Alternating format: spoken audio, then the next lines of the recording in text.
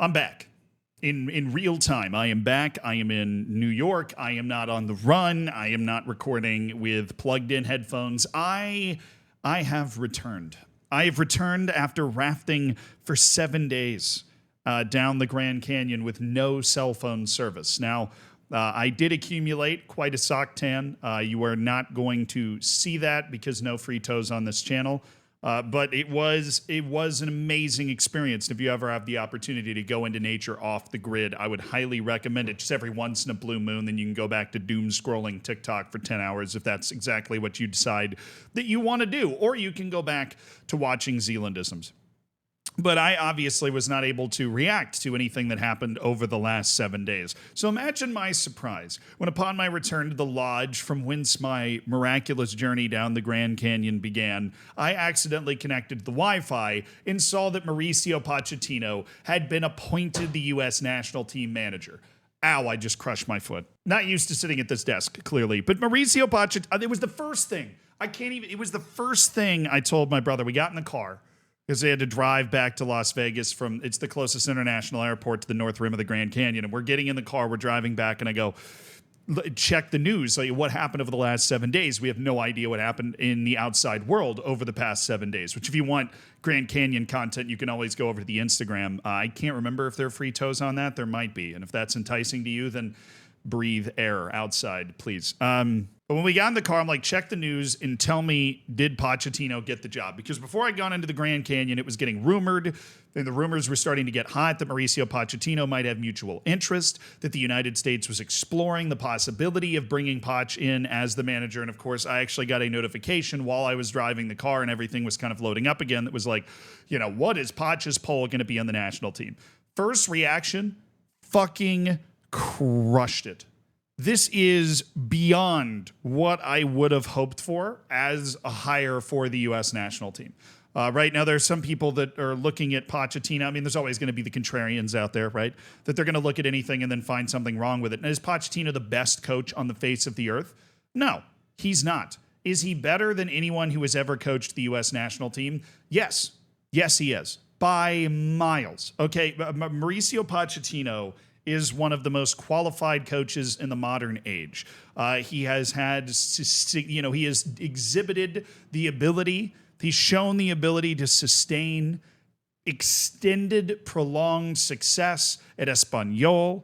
He did it again at Tottenham, right? He was able to win trophies at PSG. He was able to rescue Chelsea back up to 6th in his last managerial job before, in my opinion, surprisingly being let go. I mean, he's somebody that there are these certain people that everywhere they go, they are able to find a version of success. Is it always dominating? Is it always winning trophies? No. But what we're looking for with the U.S. national team here going into a home World Cup is somebody that is consistently shown that ability to produce success. And this is something that Mauricio Pochettino has done. So I was over the freaking moon when I saw that he had signed. The United States Federation, who I've been very critical of at times. So I have a love-hate relationship with the United States Federation. They nailed this. They absolutely nailed it. I don't know how it's possible, but they totally did. There's no other way to look at it. They completely crushed it out of the park in finding Mauricio Pochettino. They got it done in a month. This didn't take years. It did not take 6 months. It took a month. Right, they started this process on like July 10th when they fired Greg Berhalter, and then they came in and they signed Greg Berhalter. Hey, oh, thank God.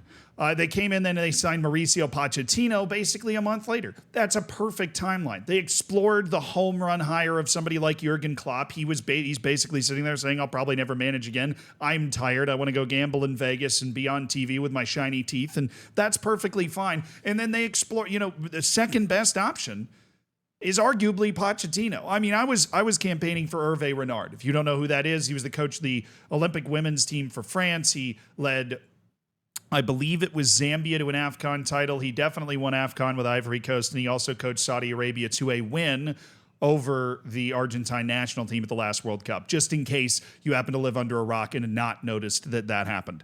But he was obviously going to be a bit more out of left field hire, and I was mainly campaigning for somebody like Hervé Renard because I didn't think that the United States would be able to get somebody like Mauricio Pochettino. I mean, he's in the prime here. And people that manage at the club level, right? Mauricio Pochettino is 52 years old. He's got 20 years of top-level club managerial ability at least. If he's Roy Hodgson, he's got like 50 years of top-level club managerial experience left, right? Those types of people do not typically leave after having, this guy was managing PSG 3 years ago. He was managing Chelsea last year, which, by recent transfer spend is arguably the wealthiest club in the world, right? In terms of at least how much they are able to spend to get new players in. Even though everybody does know Newcastle is the most wealthy club in the world, but because of FFP, they can't spend it. Or at least I should say until they find a way to start bending FFP a la Manchester City. Then things are going to get real spicy. But Pochettino is a hot managerial target. I actually don't really know why clubs like Bayern weren't looking at him. There is no argument between Vincent Kompany and Mauricio Pochettino at who has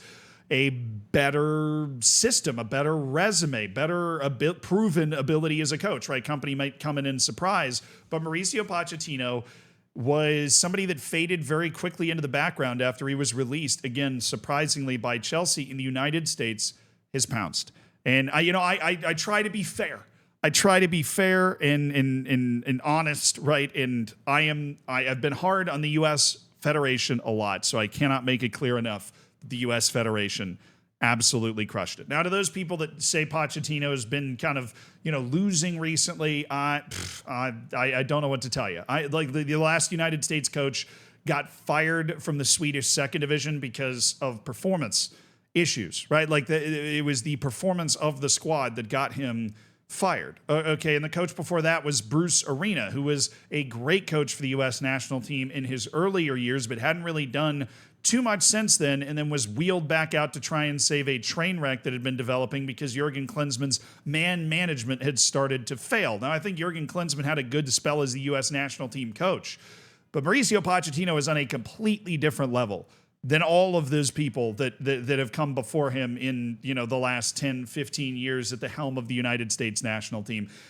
And I think it's going to be huge. Now, I got asked by a bunch of my friends whether this was a good hire, and of course I passed on the fact that I thought this was a smashing hire. There are some weird things about it though, so let's get to those weird things. First, Pochettino is apparently not going to live in the United States. There's a lot of articles about this. I don't know why everybody cares.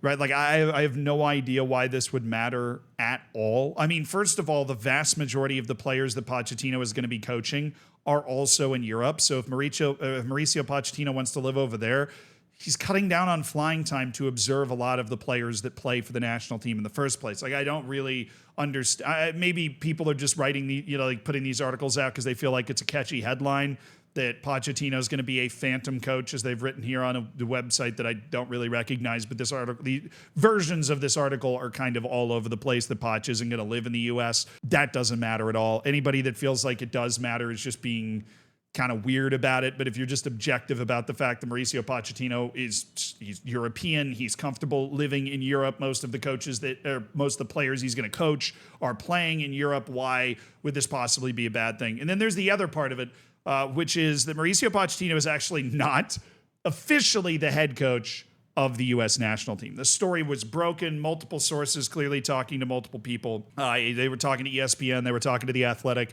saying that Pochettino has agreed to be the new U.S. coach, but there has not been like a tweet, an Instagram post. There hasn't been Mauricio Pochettino is the new coach of the U.S. national team, and here he is. The reason for that is money, actually. Now, they did... And when I say they, I mean the U.S. Federation.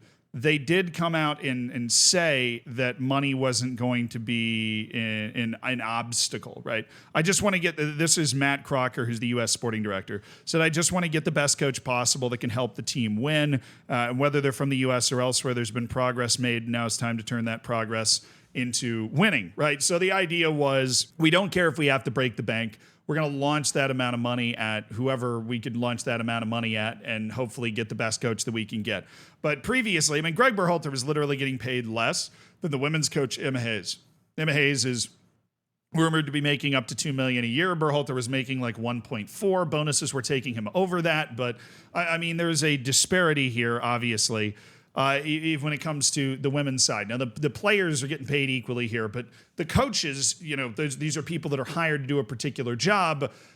You got to pay solid market value for the coaches in order to hire them to do that particular job, the same way that Matt Crocker is getting paid the market force price to be the U.S. sporting director. And Mauricio Pochettino is somebody who's coming off getting his wages paid by a Big Six club in England, PSG, and then another Big Six club in England. So his wage demands are going to be massive. Now, fortunately for the U.S. national team, there is an opportunity to use the fact that Chelsea is dumb most of the time and kind of roll that into the financial situation. The Athletic details it in this article, and I'll spare you reading you the entire thing. Though obviously you're more than welcome to do that. The subscription's not that expensive, and there's a reason a lot of people subscribe to The Athletic, because they write hard-hitting journalism. But I think the New York Times just bought them. I don't know. I need news podcasts or something.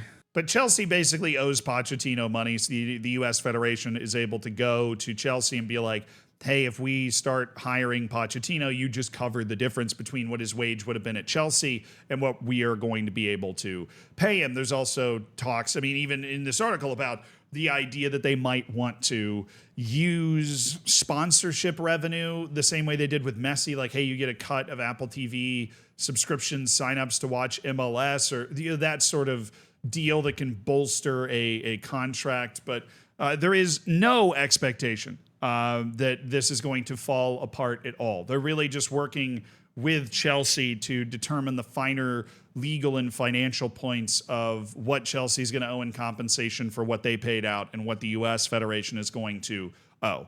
Basically, that's what's going on. There's no hang up about any interest. Pochettino wants it. The U.S. Federation obviously wants it. And most importantly, I want it. And so it's going to happen. But they're just going to have to figure out financially how all of this is going to work. So you got to lock a bunch of overpriced lawyers in a room in order to make sure that Pochettino has a nice shiny contract. But the most important thing is that just under 2 years before hosting our home World Cup, and for the first time in a very long time since the early Jurgen Klinsmann years, I and a lot of other people actually feel good about the U.S. national team coaching situation. It's an unusual feeling. I thought it was indigestion for a little while, right? It's just swirling around in there, but I think it's hope and optimism. Now, what can the U.S. do? Who the hell knows, right? We don't have an important match to play until we literally get to the World Cup. No qualifying because we're already in. It's just going to be friendlies. Oh, Nations League, I guess, right? CONCACAF Nations League semifinals and final. Pochettino's going to have 22 months to really assess the team before he gets into the World Cup. But he has taken on the great adventure of coaching the United States in its first home World Cup, where the sport is actually universally watched and played in the United States. And if it goes well, he will become the next president. If it doesn't, he's never going to be allowed in the United States again. So there's a very fine balance going on here, but Pochettino's in, and I'm backing him all the way. This is it's Pochettino coaching the U.S. national. This guy took Tottenham to a Champions League final and finished second in the Premier League with Tottenham. What more do you want? Come on.